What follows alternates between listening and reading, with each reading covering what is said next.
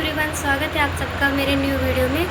तो आज हम बात करेंगे संविधान निर्माता अपने परम पूजनीय डॉक्टर बाबा साहब अम्बेडकर जी के बारे में कुछ जानकारियाँ। बाकी तो वो जितना देश के लिए करके चले गए हैं उतना बता पाना तो बड़ा ही मुश्किल है, लेकिन कुछ तो जानकारियाँ आज हम इस वीडियो में शेयर करेंगे, तो बने रहिए वीडियो के अंत तक।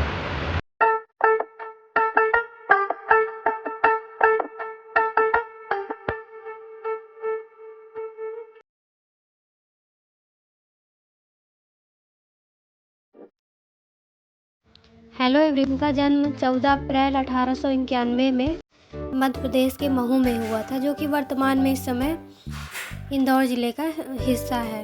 और उनके पिताजी का नाम रामजी मालोजी सकपाल, उनकी माताजी भीमाबाई सकपाल था और उनकी पहली पत्नी का नाम रमाबाई अम्बेडकर था।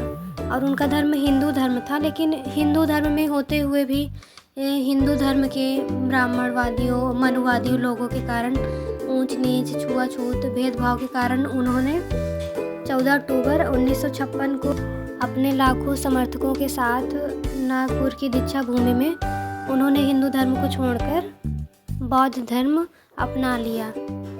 उनकी लड़ाई हमेशा से ही सबको समान अधिकार दिलाना, सबको समान हक दिलाना, न्याय दिलाना, इसी में पूरी ज़िंदगी बीत गई और समाज में व्याप्त कुरीतियों और रूढ़िवादियों को ख़त्म करना था। तो इसी का एक उदाहरण है महाड़ सत्याग्रह। इसमें क्या होता है कि महाराष्ट्र राज्य के रायगढ़ ज़िले के एक स्थान था महाड़, वहाँ पे एक तालाब था, चौदार तालाब। उसमें से मतलब छोटी जातियों को पानी पीने उसका इस्तेमाल करने का भी अधिकार नहीं था। तो अम्बेडकर जी ने इसीलिए ये महाड़ सत्याग्रह शुरू किया 20 मार्च 1927 को। इसमें अम्बेडकर जी और हज़ारों की संख्या में दलित लोग सम्मिलित हुए। फिर सभी लोग उस तालाब में गए और सबसे पहले अम्बेडकर जी ने अपने हाथों में पानी लिया। फिर हज़ारों दलितों ने उनका अनुकरण किया।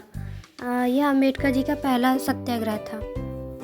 और कुछ लोग को लगता है कि अम्बेडकर जी ने सिर्फ दलितों के लिए इतना लड़ाई की है, इतना सब कुछ किया है, तो ऐसा नहीं है। उन्होंने सभी के लिए सोचा है, क्योंकि पहले सरकारी और प्राइवेट कामों में भी 14-14 घंटे काम करना पड़ता था, लेकिन उसको उन्होंने घटाकर 8 घंटे किया। इसका भी श्रेय अम्बेडकर जी को जाता है। और जो लोग ओवर टाइम काम करते हैं उसका अलग से पेमेंट होती है, उसका भी प्रावधान अम्बेडकर जी ने रखा था।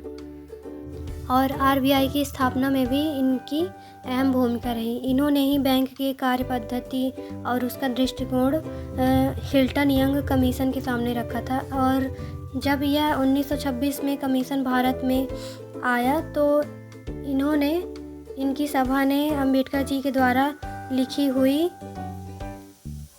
The problems of the rupee की पुष्टि की। फिर तभी से यह अधिनियम 1934 का नाम दे दिया गया।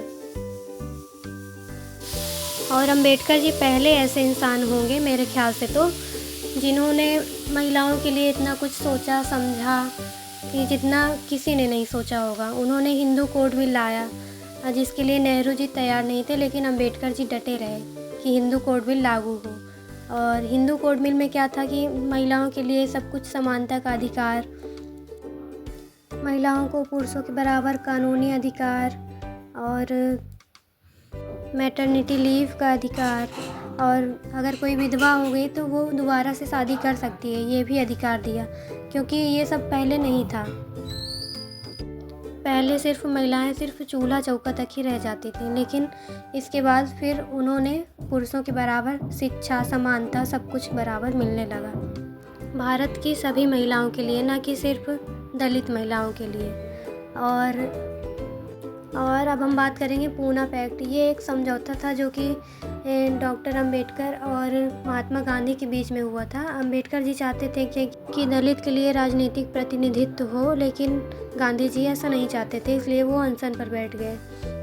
और अम्बेडकर जी ने 25 दिसंबर 1927 को मनुस्मृति का दहन किया था, क्योंकि इसमें नारी और शूद्र को अपमानित और गुलाम बनाए रखने के लिए नियम लिखे गए थे।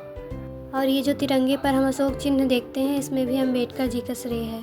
पहले यहाँ पे चरखे का चिन्ह था, लेकिन इसको चरखे की जगह यहाँ पे सारनाथ में स्थित ये अशोक स्तंभ पर बने 24 तीलों वाले अशोक चक्र को ध्वज में शामिल किया गया और तभी से ये भारतीय तिरंगे का हिस्सा बन गया। तो आप सबको ये वीडियो कैसी लगी, अम्बेडकर जी के बारे में कुछ जानकारियाँ, तो यदि अच्छी लगी तो लाइक करिए, शेयर करिए और यदि चैनल पे नए हैं तो चैनल को सब्सक्राइब करना मत भूलिएगा। तो ये वीडियो शेयर करिए उन लोगों को जिनको लगता है कि अम्बेडकर जी सिर्फ दलितों के मसीहा थे। Thank you so much for watching the video.